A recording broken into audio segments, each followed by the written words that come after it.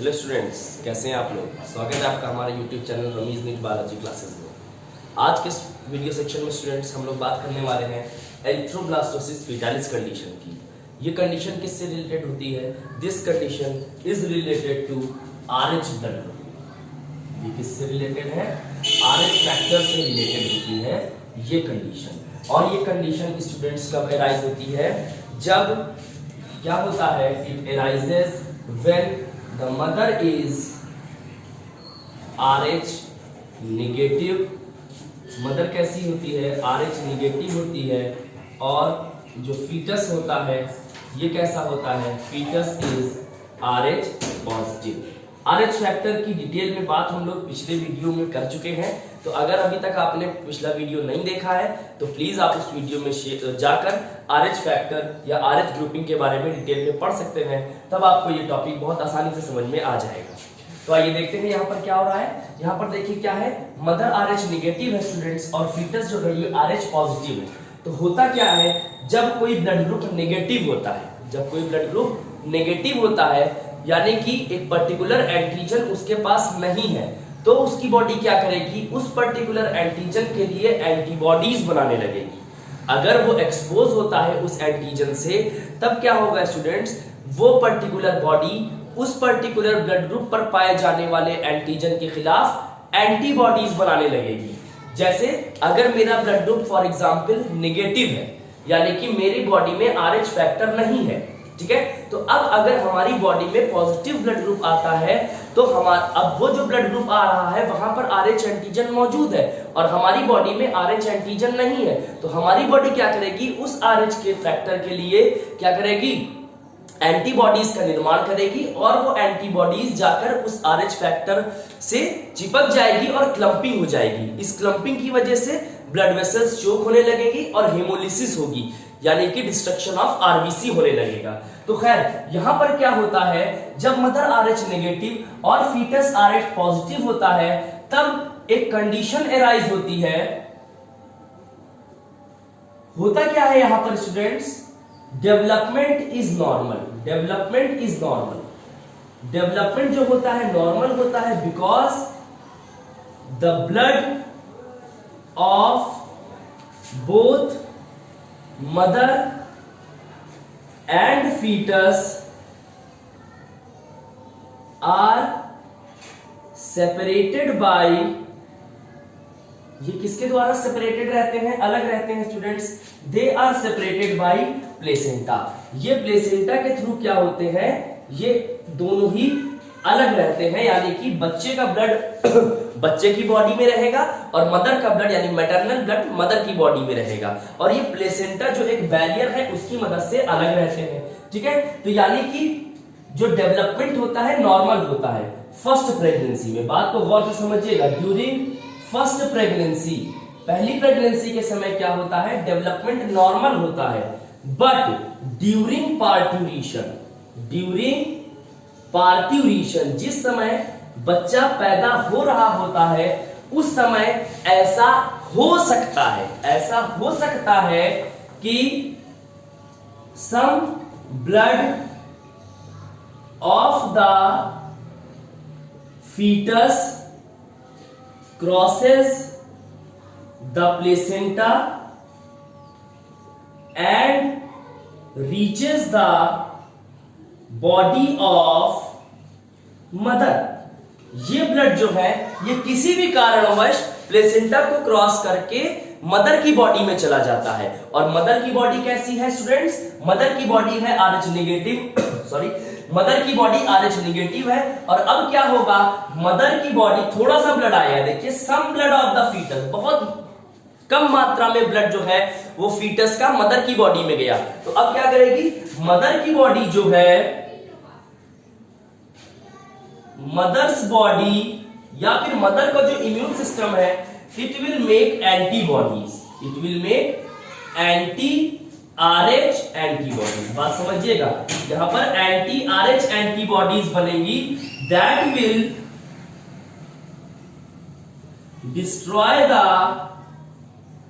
RH antigen, जो RH antigen को नष्ट कर देगा।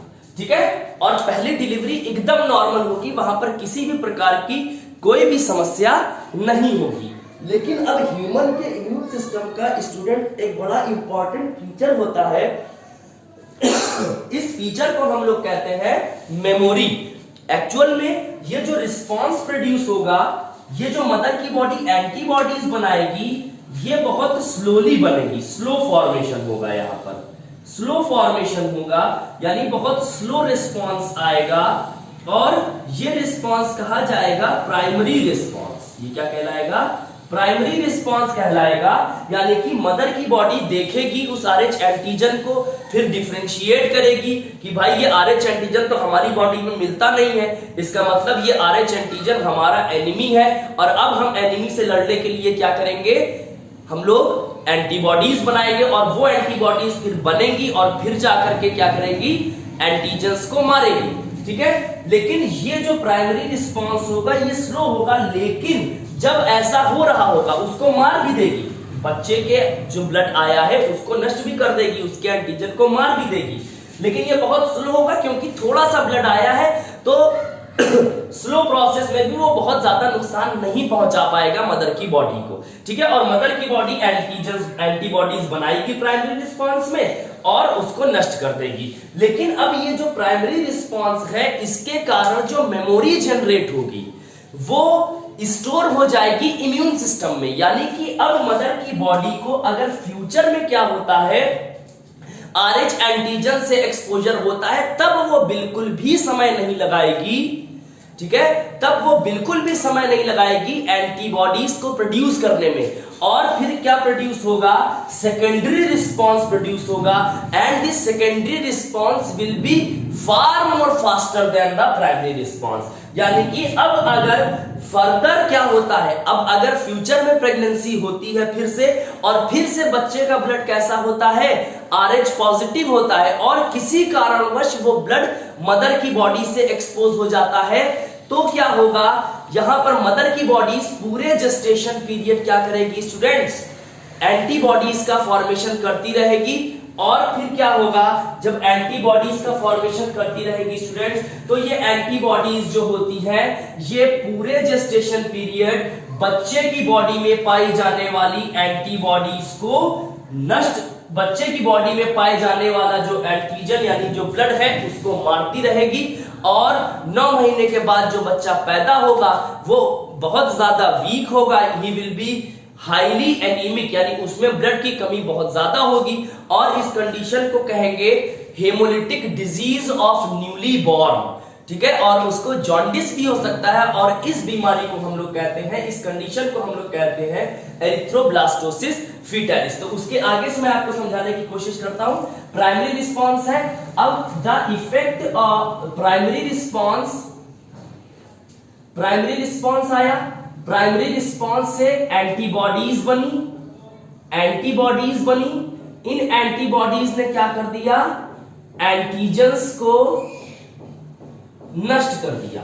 ठीक, और ये जो इंफॉर्मेशन थी, एंटीबॉडीज बनने वाली जो इंफॉर्मेशन थी प्राइमरी रिस्पॉन्स के द्वारा जो प्रोड्यूस हुई, this information is stored in the memory cells of immune system. Mother का जो इम्यून सिस्टम है उसको, उसके मेमोरी सेल में ये इंफॉर्मेशन स्टोर हो गई। अब क्या होगा, इन फर्दर प्रेगनेंसी में, if in further pregnancy fetus is again positive, RH positive, अगर बच्चा फिर से RH पॉजिटिव हुआ तो अब यहां पर क्या होगा स्टूडेंट्स, ऐसा हो सकता है, जरूरी नहीं है कि हर बार ही हो ही ऐसा। ठीक है, अगर किसी कारणवश बच्चे की बॉडी से ब्लड किसी भी कारणवश मदर की बॉडी में ट्रांसफर हो गया जेस्टेशन पीरियड के समय, तो उस समय क्या होगा स्टूडेंट्स, जो मदर है, मदर की बॉडी एंटीबॉडीज बनाने लगेगी। अब जो रिस्पांस आएगा वो सेकेंडरी रिस्पांस होगा, और सेकेंडरी रिस्पांस बहुत तेज होगा। Foetus is again RH positive, तो यहां पर क्या होगा, if exposed to mother's body, mother की बॉडी में ये एक्सपोज हो जाता है, तब क्या होगा, तब स्टूडेंट्स सेकेंडरी रिस्पॉन्स प्रोड्यूस होगा। कौन सा रिस्पॉन्स आएगा, सेकेंडरी रिस्पॉन्स आएगा, and it is highly fast, ये बहुत ज्यादा फास्ट होगा, और जहां पर जो एंटीबॉडीज बनेंगी, these antibodies will destroy RBC of the foetus in complete gestation. पूरे जेस्टेशन भर में क्या करेगा, ये बच्चे के आरबीसी को नष्ट करेगा। अब क्या होगा, जो बच्चा होगा यानी the baby will be, newly born will be, या मैं ऐसे लिख दो new born will be highly anaemic. ये कैसा होगा स्टूडेंट्स, ये हाईली एनीमिक होगा, और इसको जॉन्डिस यानी कि पीलिया भी हो सकता है। इस कंडीशन को हम लोग कहते हैं haemolytic disease of newly born, और HDN भी कहा जाता है, और इस कंडीशन को हम लोग ओवरऑल एरिथ्रोब्लास्टोसिस फीटैलिस कहते हैं। ठीक है, तो ये कंडीशन कहलाती है पूरी, ठीक है, जो मैंने पहले बताया और ये बताया। ठीक है, अब देखिए क्या होता है, अब ये जो कंडीशन है स्टूडेंट्स, अब ये कंडीशन में बचा कैसे जा सकता है, हम लोगों को ये समझना होगा। इससे बचने का सिर्फ एक उपाय है यहाँ पर, कि जैसे ही बर्थ होती है उसी समय डॉक्टर क्या करें, मदर की बॉडी जिससे जब एंटीबॉडीज बनाएगी प्राइमरी रिस्पॉन्स प्रोड्यूस करेगी। ठीक है, पहली बर्थ के बाद तो मदर की बॉडी एंटीबॉडीज बनाएगी, लेकिन ये स्लो प्रोसेस होगा। तो यहां पर हम लोग क्या कर सकते हैं, डॉक्टर्स जो होते हैं डिलीवरी के बाद तुरंत रेडीमेड एंटीबॉडीज दे देते हैं, बनी बनाई एंटीबॉडीज दे देते, एंटी RH एंटीबॉडीज दे देते हैं, जिससे उसकी मदर की बॉडी के एंटीबॉडीज बनाने से पहले ही रेडीमेड एंटीबॉडीज जाए और उस एक्सपोज जो ब्लड है उसमें एंटीजन को मार दे, ताकि मदर की बॉडी से एफर्ट ही ना जाए तो मेमोरी सेल्स में बात भी नहीं पहुंच पाएगी। तो यहां पर हम लोग इसको ओवरऑल लिख सकते हैं, क्योर क्या है, क्योर क्या हो सकता है, बचा कैसे जा सकता है, readymade antibodies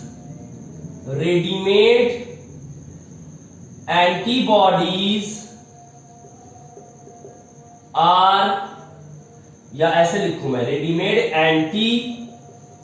RH antibodies are administered by the doctors after each delivery. हर बार बच्चा पैदा होने के बाद अगर बच्चा पॉजिटिव है तो क्या कर देंगे, एंटी RH एंटीबॉडीज डाल देंगे, ताकि मदर की बॉडी प्राइमरी रिस्पांस प्रोड्यूस ही ना कर सके। और जब मदर की body students primary response produce नहीं करेगी तो मेमोरी भी जनरेट नहीं होगी, जब मेमोरी जनरेट नहीं होगी तो सेकेंडरी रिस्पांस भी नहीं जनरेट होगा। तो इस तरह से हम लोग ने स्टूडेंट्स एरिथ्रोब्लास्टोसिस फीटालिस जो कंडीशन है इसके बारे में पढ़ लिया है। अगर अभी तक आपने हमारे चैनल को सब्सक्राइब नहीं किया है तो प्लीज उसको जरूर सब्सक्राइब करें और ज्यादा से ज्यादा लोगों में शेयर करें, और साइड में बेल आइकन दबाना बिल्कुल ना भूलें, ताकि जब भी हम लोग न्यू वीडियो अपलोड करें तो उसका नोटिफिकेशन आप तक जरूर पहुंचे। Thank you.